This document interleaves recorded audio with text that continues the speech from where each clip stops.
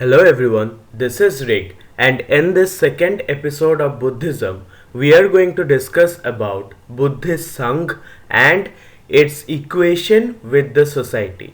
Here Sangha means the monastic discipline or the monastic principle followed by the monks of Buddhism and what kind of life they used to lead.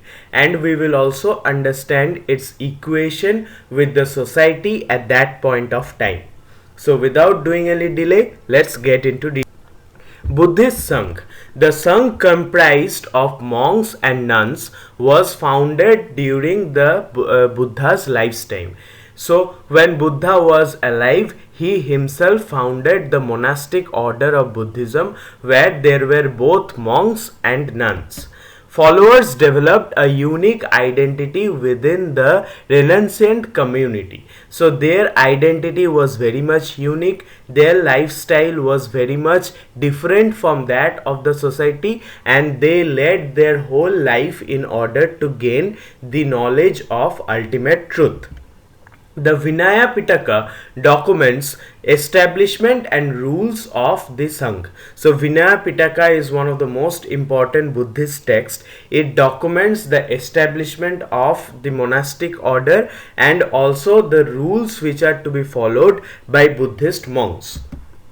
Rules included 227 for monks and 311 for nuns, framed by a narrative indicating the context and reasons for their promulgation. So there were 227 rules which the monks had to follow, and in case of the nuns the rules were increased to 311, and all these rules have been explained in the context of which they are to be followed. The Patimokkha recited fortnightly and the Khandaka detailed monastic rules and accounts of Buddha's life and monastic community organization. So these are the two texts which are recited fortnightly, means almost after 2 weeks. These books contain detail about the rules and accounts of monastic rules and accounts of Buddha's life which are significant in the monastic community of Buddhism. Now we will go through the important monastic rules. Why were they important? What was their structure? So we will start with the Vinaya rules, which cover detailed aspect of monastic life including disputes and retreats. So if a group of monks are supposed to live together, they will have minor disagreements or disputes among themselves. So in Vinaya Pitaka the rules are also given of what you should do in case of disputes. Early monastic establishments were likely biharas or aramas, suggesting some form of permanence. So biharas or aramas are the place where the monks used to settle down, they used to stay. Thus we come to know that there was some kind of permanence in the early monastic structure. Shukumar Dutt noted that monks were initially itinerant but gradually they settled down. So in the first phase of the monastic order, the monks were probably nomadic. They used to travel from place to place. They did not used to stay in a single place, but gradually they settled down in monasteries. They settled down in places which came to be known as monasteries. The Patimokkha helped maintain Sangha unity by identifying less and more serious breaches. So they used to build a bridge between the different kinds of monastic order, and thus they helped to maintain unity between the Sanghas. 4 grave offences led to expulsion, emphasizing the ethical conduct expected from monastics. So there were 4 conditions in which a monk was supposed to be expelled from the monastic order. Thus we come to know that in the monastic order, rules and conduct of discipline was the paramount factor. Now formation of Sangha. How did this establishment came into being? Buddha's disciples had diverse options regarding their commitment level to Sangha.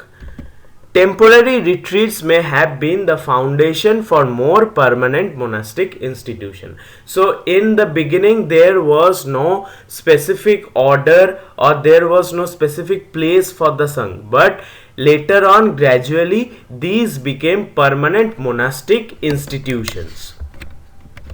Wealthy lay followers often donated land or built monasteries, influencing the Sangha's permanence. So there were wealthy patrons of Buddhism who were lay followers. They were not monks but normal people who supported and followed Buddha's teachings. So they donated land and built monasteries. Thus they influenced the permanency of the Sangha.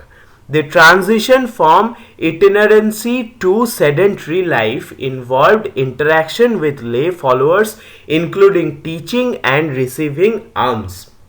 So, the transition from the nomadic life to a fixed sedentary life of the monks was an influence of teaching the lay followers and receiving alms from them. Rules were established for laity interactions, emphasizing generosity, letting go of material attachments, and maintaining the Sangha's integrity. So there were different kinds of rules which the monks had to follow in order to interact with the lay followers, and those rules emphasized on generosity, letting go of material attachment. Thus, we come to know about the integrity of Buddhist monastic order. Entry into monastic life. How did one become a monk? Homelessness and renunciation of worldly life mark the beginning of one's path in Sangha. So, homelessness means without any kind of fixed settlement, and renunciation. A few people used to leave every attachment towards the world and they used to begin their journey towards the path of nirvana. Thus, one's path in Sangha came into being. Novices took vows, donned robes, and shaved their heads, signifying a commitment to the Buddhist path. So, novices, one who used to join, used to have a specific set of robes covering their body, and then they used to shave their heads, which signified their commitment towards the Buddhist path.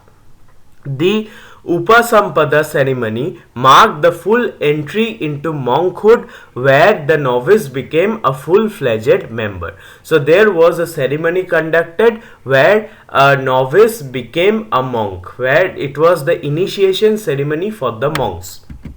Monastic life required adherence to strict rules, including eating restrictions and avoiding luxury. So they led a very simplistic life with separate kind of eating restriction where no animals could be harmed, and there was no luxury in their life. The Buddha encouraged monks to accept alms from all, indicating a stance against social hierarchy. So a monk was supposed to accept gifts or alms from everyone, and while accepting, he or she should not see the hierarchy from which the alms giver belonged to. Lay followers and their role. So there were many followers of Buddhism who were not there directly into the monastic order. So what were the rules mentioned for them? Lay followers, upasakas male and upasikas, which means female followers, took refuge in the Buddha, Dharma and the Sangha without monastic vows. So these are people, male and female, who took refuge in the monastic order, but they did not adhere to the monastic vows. They committed to moral precepts like avoiding harms, false speech and intoxicants. So the rules which were laid out for them were: we should not harm anyone, we should not give any kind of false speech, and we should not be victim of any kind of intoxicants. So these were the rules any lay followers of Buddhism were supposed to follow. Lay followers engaged in dana, which means giving, cultivating generosity and detaching from material desires. So they were to donate a lot to the common people, and they were to practice generosity, and they were also to detach any kind of affection towards material desires. The Sangha depended on lay support for sustenance, creating mutual bonds. So the whole monastic order depended on the support from lay people who were not monks. Thus, there was a mutual bond between the monks and the lay people who supported Buddhism. Lay followers could attain spiritual goals like reaching arhat status, indicating inclusiveness of the Buddha's teachings. So there were specific goals which the lay followers could achieve. Thus we come to know about the inclusiveness of the monastic order. Monastic lifestyle and economy. The Vinaya Pitaka implies that early Sangha members were itinerant but eventually settled. So the early Buddhist monks, they were nomadic, they used to move from one place to another, but later on the monks have been seen to be settled in a specific house which came to be known as monastery. Monastic retreats during the rainy season, Vasa evolved into permanent residencies. So it was during the rainy season the monks did not get out into the wild. They did not move around during the rainy season. And this was called, this thing of not getting out from their settlement during the rainy season was called Vasa, and then eventually it became converted into permanent residencies. Wealthy patrons facilitated the growth of permanent monasteries. So Buddhism was a result of wealthy patrons, effort of wealthy patrons. Hence they facilitated the growth of permanent monastery. They used to give lands and used to invest in the construction of Buddhist monasteries.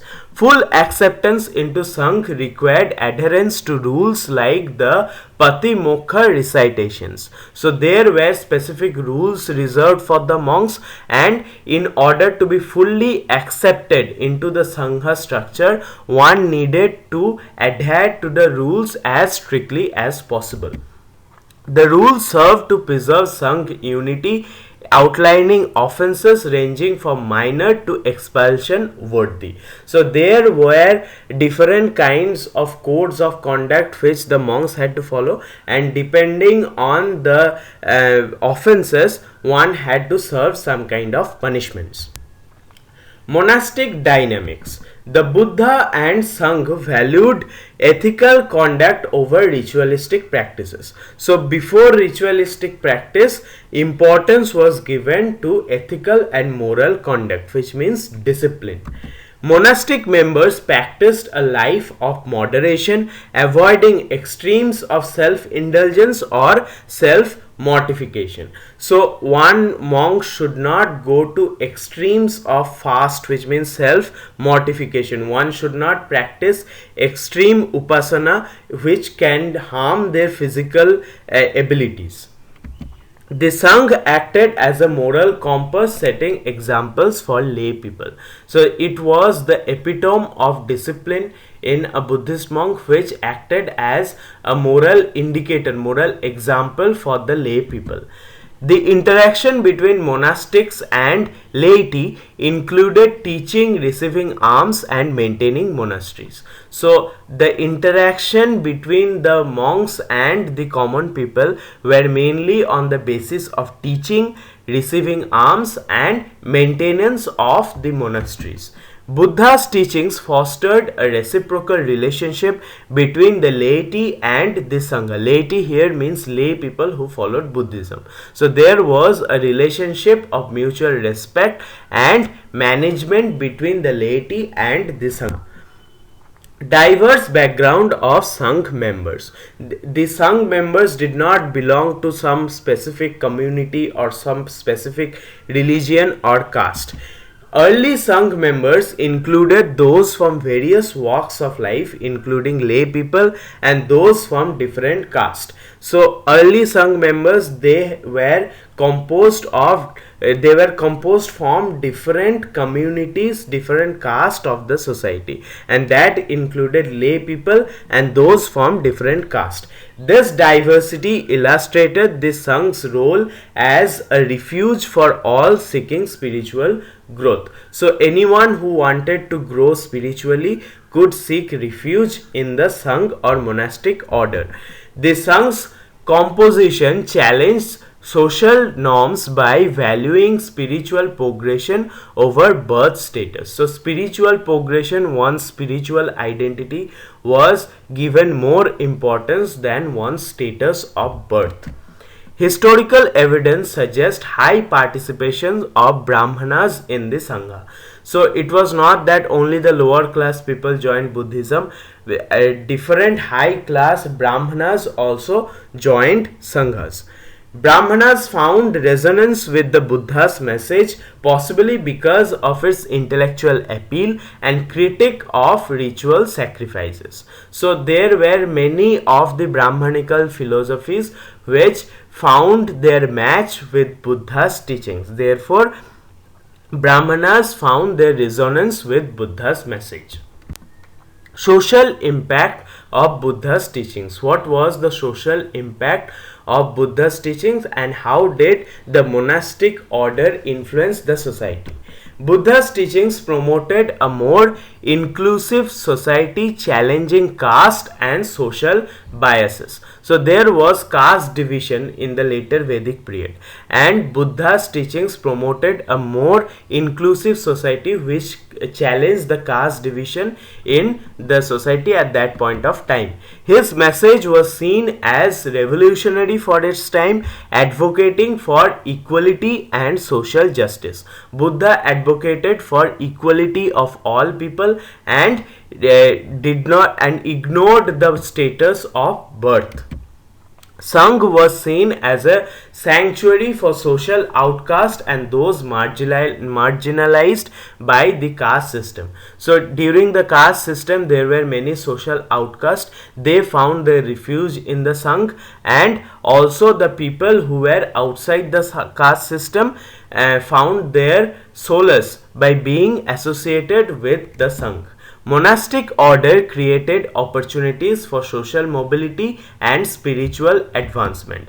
Buddha's Dharma emphasized conduct over birth, with goal of attaining nirvana being the paramount. So your birth status doesn't matter in Buddha's teachings. According to Buddha's teachings, all that matters is your spiritual growth and your goal towards attaining the goal of ultimate truth. Renouncing the social stratification. How did Buddha renounce the social stratification? Sangha offered a counter culture to prevalent Brahmanical hierarchy. So in the Brahmanical hierarchy, the Brahmanas were the uppermost caste, then came the Kshatriyas, Vaishyas and Sudras. But the Sangha offered a counter culture to the prevalent Brahmanical hierarchy. Pali canon suggests Kshatriya were placed above Brahmanas in terms of attaining nirvanas. But eventually, even in Buddhism, there was a caste difference, and that can be known from the Pali canon, where it has been stated that Kshatriyas have a more chance of attaining nirvana than the Brahmanas. Lay followers of high and low status both contributed to the Sangha, showing a departure from rigid caste structures. So there were different classes of people who joined Buddhism. Therefore, lay followers both from high and low status contributed towards the development of Sangha. Notable followers included prominent Kshatriyas and wealthy patrons, reflecting Sangha's broad appeal. It can be assumed that Buddha himself was from a Kshatriya clan. Therefore, there must have been notable other followers also from the Kshatriya caste and also wealthy patrons, reflecting the Sangha's broader appeal. Buddha's last meal shared with a blacksmith underscores the Sangh's disregard for social status. So, at the last meal which Lord Buddha took was from a blacksmith. Thus, we can know that he did not give any kind of importance to social status. Gender and the Sangha. The Sangha initially consisted mainly of male members, with more attention given to monks, which are Bhikkhus, or Bhikkhu Sangha, than the nuns, which are Bhikkhuni. So Bhikkhus are the male monks and Bhikkhunis are the nuns in the monastic order. But initially the Buddhist monastic order only consisted of monks. Historical records show less about the establishment and development of the Bhikkhuni Sangha. So we don't find any historical evidence, or very less historical evidence, regarding the establishment of nunneries or Bhikkhuni Sangha, where the female monks used to reside. Female followers played a role, but there is less archaeological and textual evidence on their contributions and status. So there were evidences of female followers playing important roles in the development of Buddhist Sangha, but we do not find any kind of archaeological data which correlates to that evidence, to that literary evidence, and thus their contributions are very less in the Buddhist monastic order. The laity's participation expanded the Sangha's reach, showing evolving gender roles within the Buddhist community. But many lay people participated in the monastic order, and those lay people, among those lay people there were both male and female. Thus we can see an evolving gender role within the Buddhist community. Despite disparities, both male and female lay followers actively supported and interacted with the monastic community. So there were disparities. The monks were held in very much high status compared to that of the nuns, but despite these disparities, both male and female lay followers played an active role in the monastic order. Varna and social inequality in Buddha's teachings. Now there were different evidences of social equality in Buddha's teachings. Buddha questioned the Brahmanical emphasis on Varna, which means class, and Jati, which means caste, as inherent to social order. So this was a system which was inherent to social order, but this system was questioned by Buddha. He believed in spiritual status rather than status of birth. He advocated for moral action as the true measure of an individual, challenging the Varna system. So he believed on the codes of conduct to be the true measure of an individual's character. His teachings attracted followers from all Varnas, including many from higher status Brahmanas and Kshatriyas. So his teachings were appealing to the people from all the Varnas, including from the higher status Varnas like Brahmanas and Kshatriyas. The Sangha became a platform where social status was subordinate to spiritual attainment. So social status did not matter in the Sangha. All that mattered was spiritual attainment or spiritual goal of Nirvana. The Buddhist text often present Buddha as a social reformer who defied Brahmanical norms. Brahmanical traditions and the Sangha. What was the relationship between the Brahmanical traditions and the Buddhist monastic order?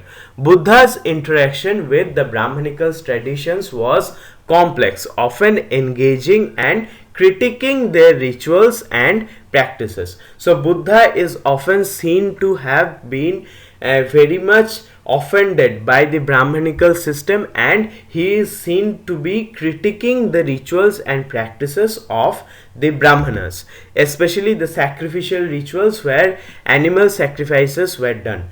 He envisioned a community that valued ethical conduct and wisdom over ritual purity and birth status. So rituals and birth status was not given any importance in Buddhism.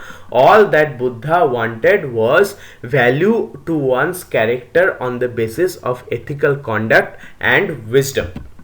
Many Brahmanas, disenchanted with Brahmanical orthodoxy, were drawn to Buddha's teachings. So there were many Brahmanas themselves who were not liking the orthodoxical structure of their religion. Therefore, they went forward to the Buddhist monastic order.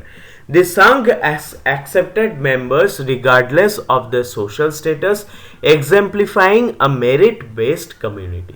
So he did not, Buddha or the Buddhist Sangha did not consider the social status while making the Sangha. Therefore, they focused on a merit based community, and here merit means spiritual merit, merit of wisdom. However, Brahmanas who joined the Sangha retained a degree of respect within the community due to their knowledge. So, Brahmanas were educated people in the later Vedic time. Therefore, them joining the Buddhist monastic order demanded a kind of respect because of their knowledge. Sangha's societal role. So, what kind of role did the monastic order play in the society?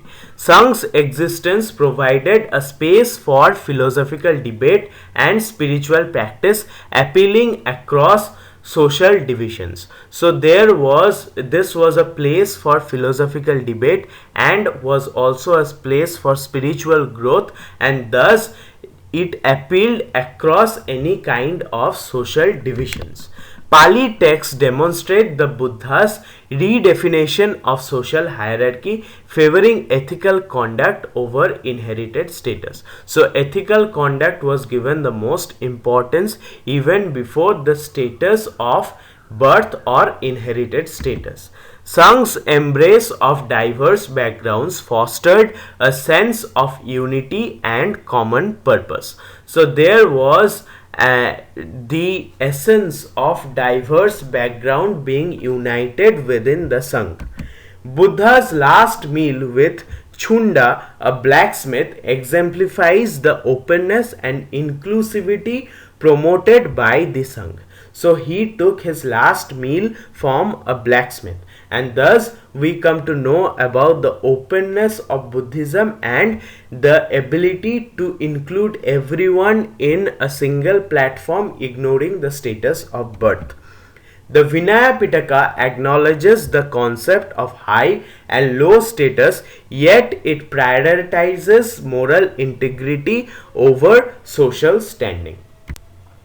Now, what was the Buddha's teaching on social reform? He was considered to be a social reformer. What kind of teachings did he do in order to gain that kind of status? Buddha's stance on Varna and Jati challenges the social norms by suggesting a merit-based social structure. So Varna and Jati was completely ignored, and Buddha focused on a merit-based social structure. Again and again saying here, merit means spiritual merit or merit of wisdom, not the merit of social status that comes from inheritance or birth. He highlighted the potential for anyone to achieve spiritual greatness regardless of birth status. Knowledge here was not reserved to some kind of class of people or community of people. He highlighted the fact that everyone has potential to achieve spiritual greatness regardless of their birth status. Buddha's egalitarian teachings attracted followers from all social strata, including the marginalized. So there was marginalized section in the society which became incorporated into Buddhism because of their merit-based social structure. His discourses often revolved around ethical living and spiritual progress rather than ritual adherence. So ritual or different kinds of cosmic rituals was not at all given importance in Buddhism, and all that was focused upon were the spiritual progress which one derives from ethical code of conduct. The Sangha mirrored these teachings, providing an example of a community organized around ethical values and spiritual goals. So the Buddhist monastic order was very much focused on setting an example of a community which was centered around ethical values and spiritual goals. So that was all about the monastic order of Buddhism and their impact on the society. I am making videos very much detailed scale regarding every aspect of Indian history. So please support me so that I can bring brighter contents in future. Thank you so much.